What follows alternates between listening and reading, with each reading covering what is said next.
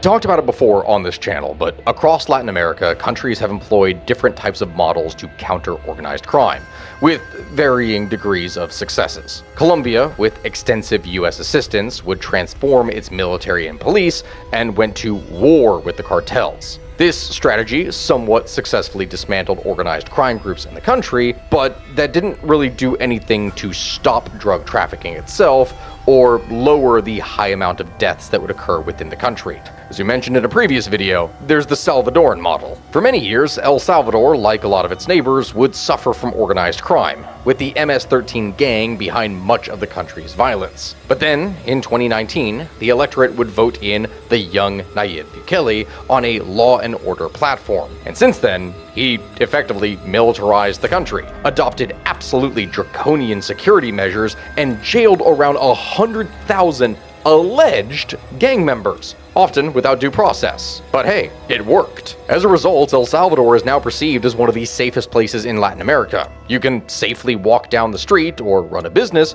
without being extorted and having your life threatened weekly by gangs. This has been achieved, of course, though, at the expense of human rights. Unlike what we talked about with earlier methods that were done by Ecuador, Bukele's methods, though even more harsh, have had enormous popular appeal, and his people, seemingly, have continued to give him a mandate to continue his rule. The reason that I mention that is that with an unprecedented wave of violence in Ecuador, it looks like the president, Noboa, is looking to take his country down that same path as El Salvador. He has ordered the Ecuadorian military to neutralize the criminal gangs that operate in the country. Now, whether this approach will work is another matter entirely. Ecuador has a significantly weaker position than El Salvador, and Bukele also had control of all three branches of the Salvadoran government, meaning that Noboa isn't just going to be able to do this as he wants. He has to do more compromising with members of other parties in order to make any kind of real sweeping changes. Something that may be an issue considering the ties over the years that have developed